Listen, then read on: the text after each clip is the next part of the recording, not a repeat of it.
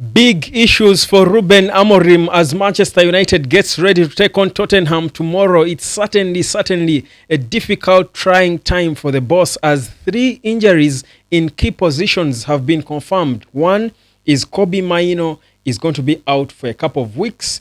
2, Manuel Ugarte and Collyer, who should be his understudy, are all doubted for the game against Tottenham. What exactly is Amarim bound to do? Welcome to the Network Sport. My name is Webb. It's not a good one, but listen, this is part of the game. You can see Man City, Arsenal, United itself has been there before. These injuries will always come to these players. They play so many games of football, and there could be other issues or factors that are contributing to the so many injuries we are seeing in football. But as we do try to hope that the people who are trusted to take charge and protect these players will find a solution to the so many injuries for all clubs, we need to find solutions for the game against Tottenham, in midfield especially.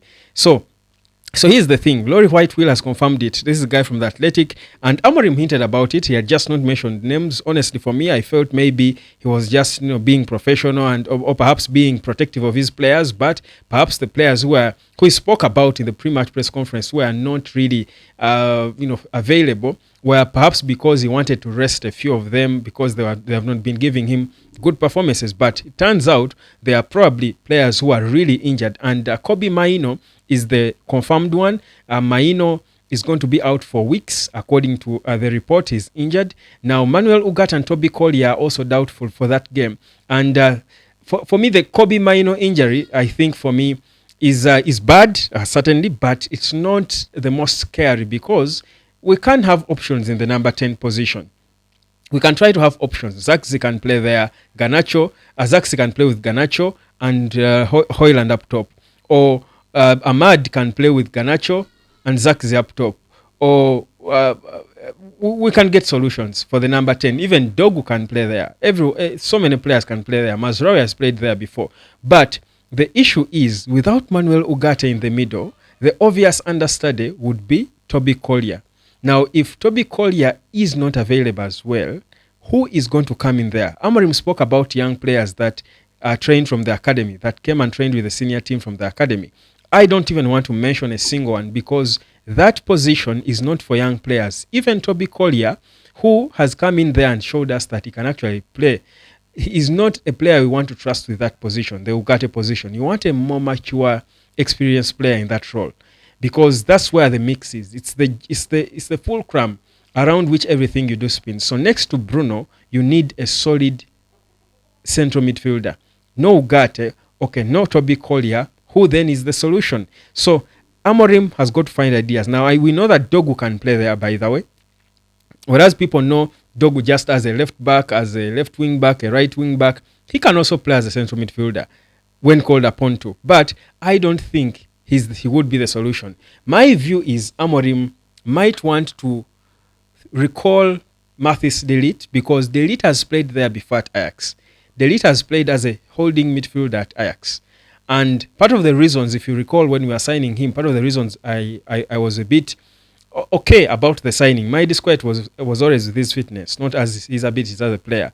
But the thing with De Ligt is that versatility. We've seen him play on the left-hand side of central defense.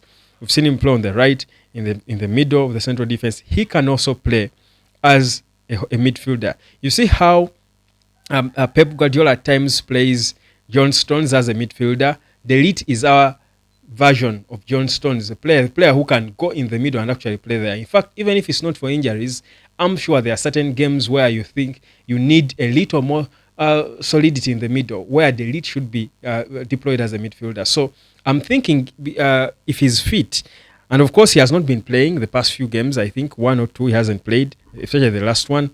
He was on the bench. But I feel if he's fit, De Ligt might be the best option to play next to Bruno in that central midfield position. There, I feel, because he has got the ability, the skill. He can use the ball. He has got the power and the energy. Certainly being defensive, he's got the instinct, the discipline should be there. Maybe rusty in the role because he hasn't played for a long time. But Amorim should have prepared him, should have thought about that, because by this time, I believe he should have studied the profiles of his players and came up with perhaps known which players can play backup in which position. So I'm certain, for me, the solution might not come from the academy, but from within the senior squad, because that position is crucial.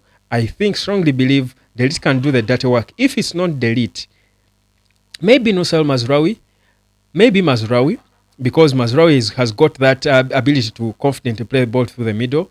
He has got the ball usage, and of course he's also a versatile player. Or again, because even when we play, even with Eric Ten Hag, Diogo Dalot would at times be inverted into the middle, and he showed flashes of a player who can do so. But the disquiet with Dalot playing there would be his movements and positioning. At times, Dalot gets freezes mentally, and he just pauses when he's supposed to move, or goes the wrong way when he's supposed to go there. He goes east when he's supposed to go west. A few of those issues could come in, but I'm certain that Amorim could be able to find a solution from within the senior squad, because I don't see an academy player coming in there. That would be a very big responsibility for any kid from the academy. So it's a bit of a bad and worrying situation, if I should say. It's a bit of a worrying situation for Amorim, but again, these are challenges you want to face.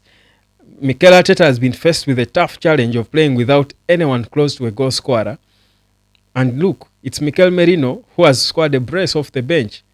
So he has got an opportunity to discover a player who can give him something as another dimension in his game. So perhaps this could be the opportunity for Ruben Amorim as well to discover a thing or two about some players whose profiles he's still learning, and perhaps it could work. So let's see what he will do. But that's the update. That's the issue. It's quite a challenge. Dogu, like I said, can block on that side on the left, but you don't want to put him. He has not played there for a long time. He's new at Man United. Fans are still excited about him. You don't want to place him in a position where he's quite not comfortable. You might expose him, and it could destroy him for good. So the safer thing for me is to go with the other players who have been there longer. Because again, and people will say, why not Casemiro or Eriksen? I don't think, honestly, Amorim trusts Casemiro in his midfield. Clearly, we've seen, especially in a game like Spurs, which is quite physical. I think he would do it, of course, because of the circumstances, but I don't quite think he trusts Casemiro in terms of physicality. Unless he's going to adjust how he plays, but in the eyes of Amorim, I think Casemiro is done. Same thing with Eriksen. He doesn't have the physicality to block, to be that hard tackling midfielder, that disciplined blocking midfielder. He doesn't have it. So for me, instead of playing any of the two, playing a guy you don't trust, who was good in that and great in that position, but you don't trust them at all. He's aging and certainly not up to it. I would rather, gamble with the Delete, who has not played there for a long time, but he has got the physique, and I think can come in there and try to do the work. Let's wait and see how Ruben Amorim is going to deal with that challenge. But guys, Man United still has to find a way of beating Tottenham, because trust you me, the fans won't care. They won't care about the injuries, and so it won't be an excuse. The team has got to be winning games with whichever players that are available. Like, share, and subscribe, and let me know in your view what you think Amorim should do. Should he go Casemiro or Eriksen next to Bruno, or should he go for a defender and push him in the middle? Because there are so many defenders. United has got so many defenders. Subscribe, like, and share, and let me pick your opinion. Cheers.